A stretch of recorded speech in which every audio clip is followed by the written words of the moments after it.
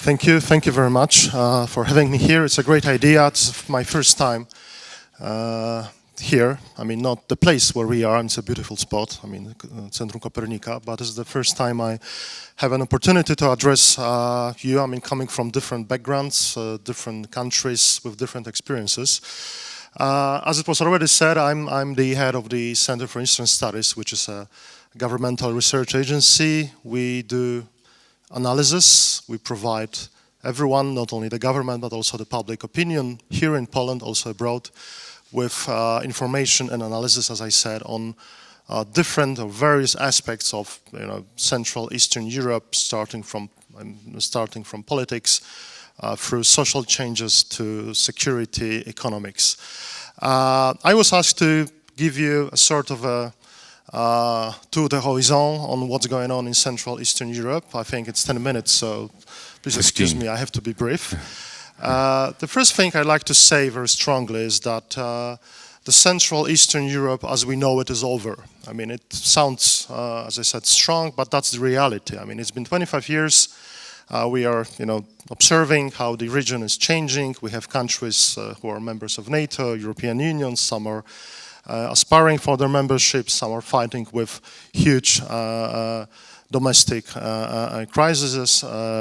We have war in Central Eastern Europe. I mean, since the war in Yugoslavia and Bosnia-Herzegovina, then Kosovo, we have war in Ukraine. I mean, this is something new that changes a lot, not only in Eastern Europe, also in Central Europe. So when I said that the Central Eastern Europe, as we know it, is over, I mean basically three things. I mean, first of all, we have a crisis in the West, as we know. Since 2008, since the collapse of the Lehman Brothers Bank, we have the economic and financial crisis, not only in the United States, but also here in Europe.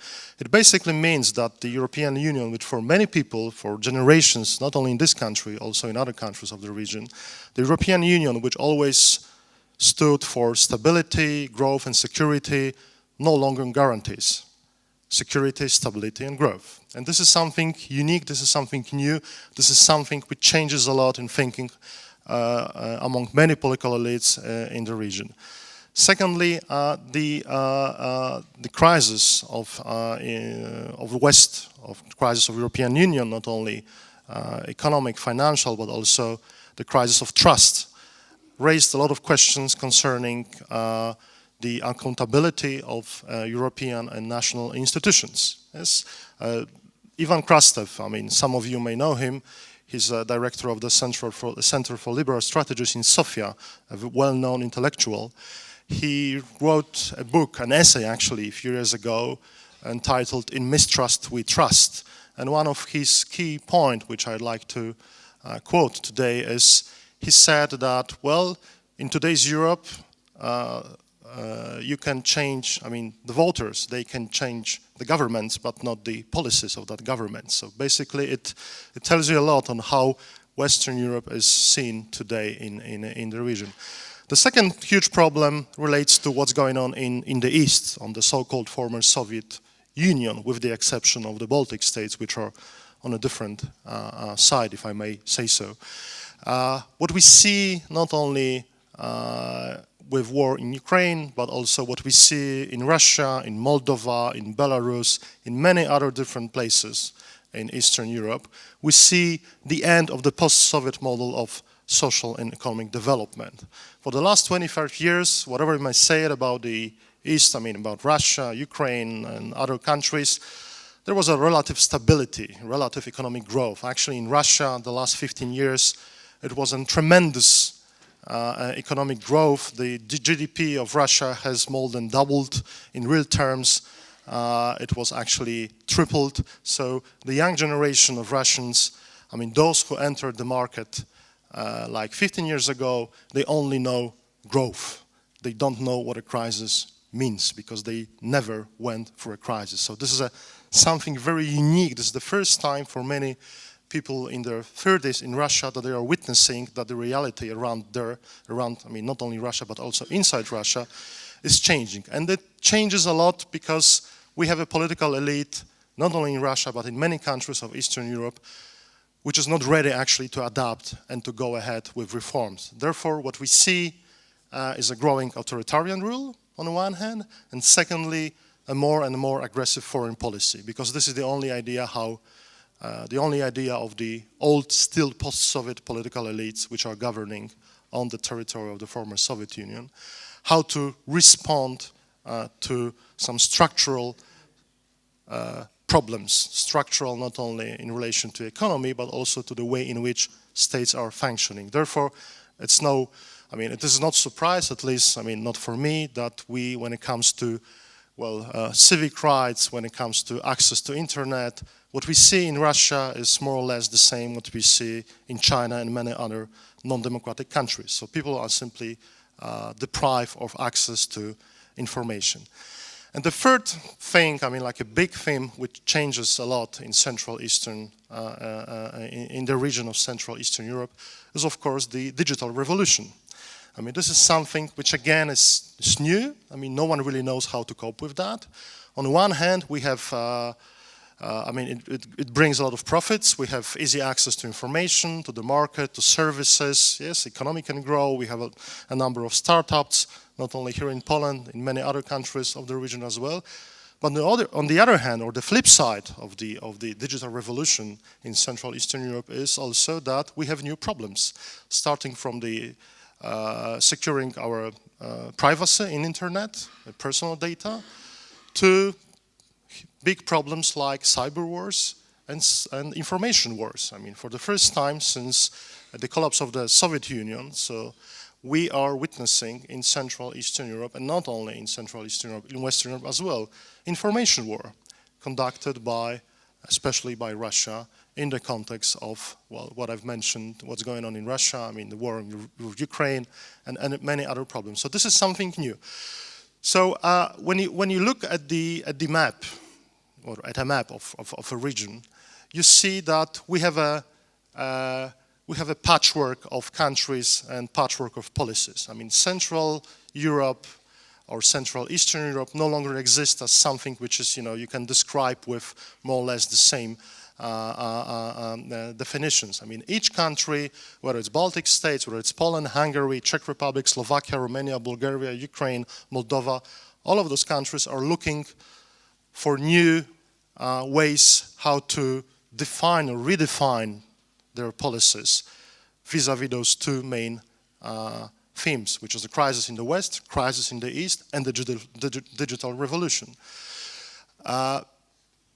So there is no one answer. There was a patchwork, as I said, of policies. It's hard to make, you know, to somehow to say what Central Eastern Europe these days stands for, but there is one common denominator. What we see across the board is the end of the old, meaning 25 years old, modernization agenda. There is no sense of direction in which the region is heading. We know the problems, we know what sort of challenges we have, but there is lack of not only unity, but also lack of sense of direction, like we had in the last 25 years. I mean, there was a NATO enlargement, there was an EU enlargement, so all the questions and answers were basically provided by Euro-Atlantic institutions. I mean, this world is over, therefore we have a very, not only new situation, but we have a very dangerous situation, because when we observe different countries, the problem of economy, the rise of populist movements, we see that the Central Eastern Europe needs to reinvent itself, actually, after 25 years. So what does it mean? I mean, what does it, where do we go? I mean, I think there are three issues which we have to address. First of all, we need a new forms of social engagement. I mean, it not only in terms of, you know, protesting, you know, like we don't need, not only need, you know, some social movements like, you know, Occupy Wall Street on what we see in Western Europe.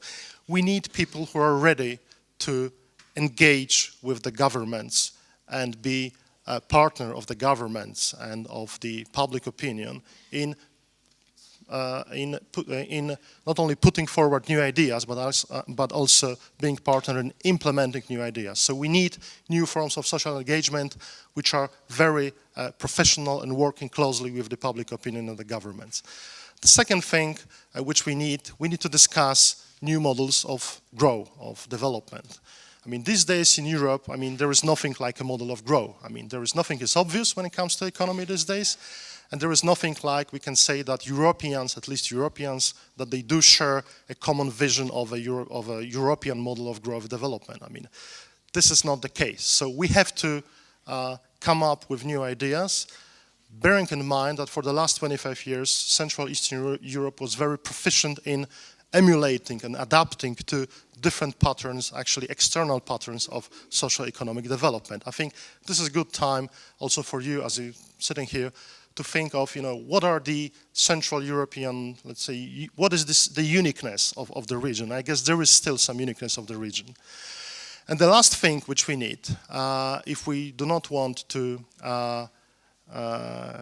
if you do not want the populist movements to dominate our agenda, we need more knowledge. The problem with knowledge is that, you know, everyone has access to internet information.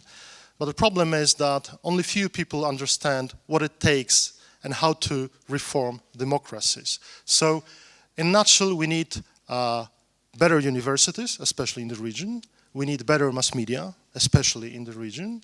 And the last, not last, and the last thing, we need more conferences like this one. So I wish you interesting debates, and well, I'd be glad to join you for the next session. Thank you very much.